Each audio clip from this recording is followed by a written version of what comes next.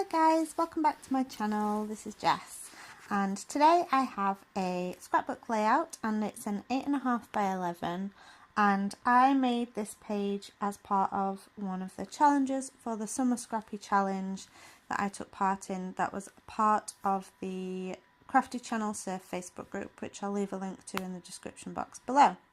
And for this challenge, which was called Punch It Up, we had to use punches that were not hearts or circles.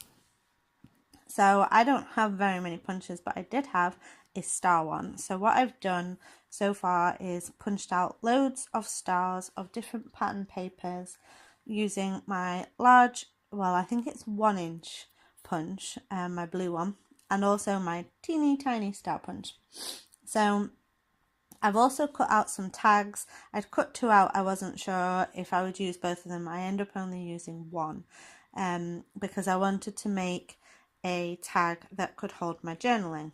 So onto that I'm adding on some of those stars that I've punched out and a strip of tissue paper that I've kind of concertinaed up to lie behind the stars.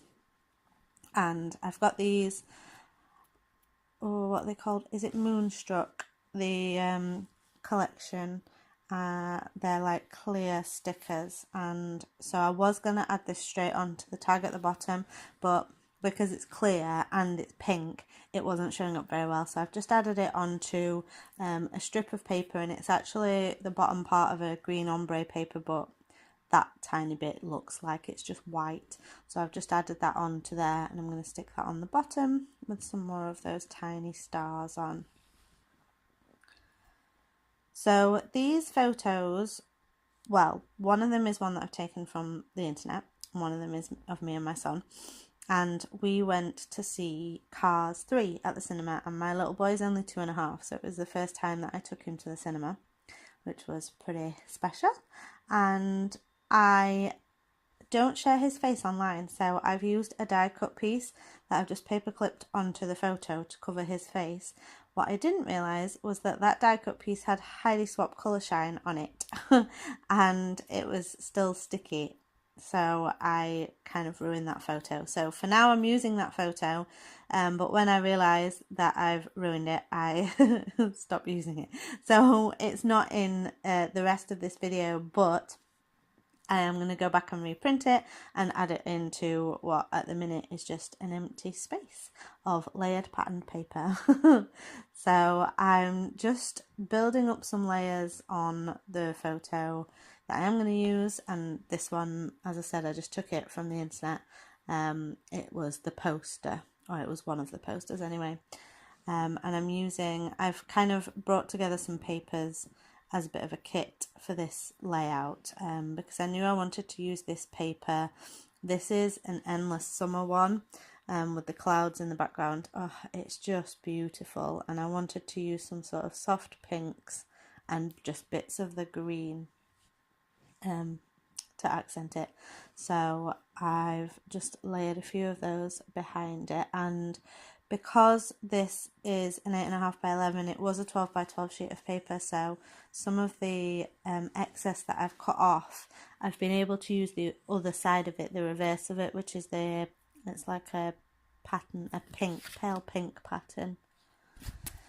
I've also got some chipboard that I'm going to use, the camera and the yay, and they are both from Oasis Getaway. I don't actually use yay in the end. It's a little bit harsh, that black writing on the rest of the background, which is all really soft colours in that green and pink. So that's a little bit of the other side of that paper, the Endless Summer paper. So, and because I used some of it to punch out the stars as well, it kind of links to the layers that I'm using here, and it means that I've been able to use that whole sheet of paper, and once I'd finished this layout, I used the other side of it to do a different layout. So does anybody else do that? Is that just me? Am I just being really tight that I want to use both sides of the paper? A lot of my layouts are kind of back to back on the same piece of paper if I like both sides of it. because paper's expensive. Like, it took me a long time just to get hold of this paper, because it wasn't always available. The Cocoa Vanilla Studio is always tricky to get hold of. So I wanted to use both sides of it. So here I've got some chipboard that is from Cocoa Vanilla Studio, the Wild at Heart collection, and I've just used those letters to spell out love you at the top for my title. And then I'm just going crazy with stars. I've sped this up because there's a lot of faffing. So I've got some big stars and I've got some tiny stars, and I'm kind of clustering them together.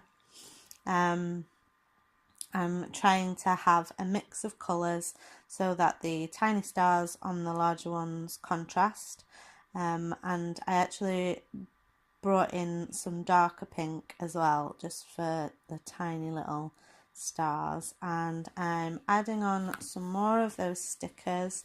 I keep wanting to say Moonstruck, and I'm not sure if that's what it's called. Is that what it's called? I think that's what it's called.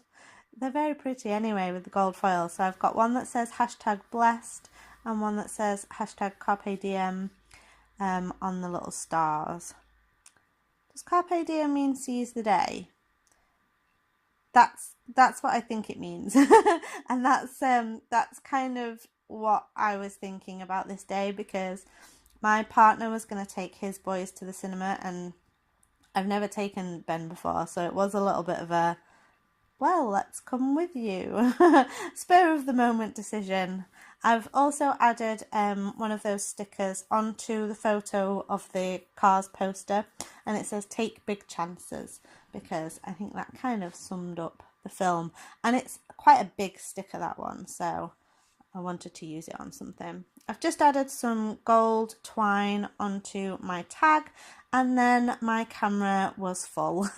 So I used my roller date stamp just to add the date onto the bottom, and then I did my journaling on the back of that tag, and I've just stuck it down with some green washi tape into the middle of the page. And then there's my journaling, and I highlighted the word star because my little boy was a star, and it matches the embellishments.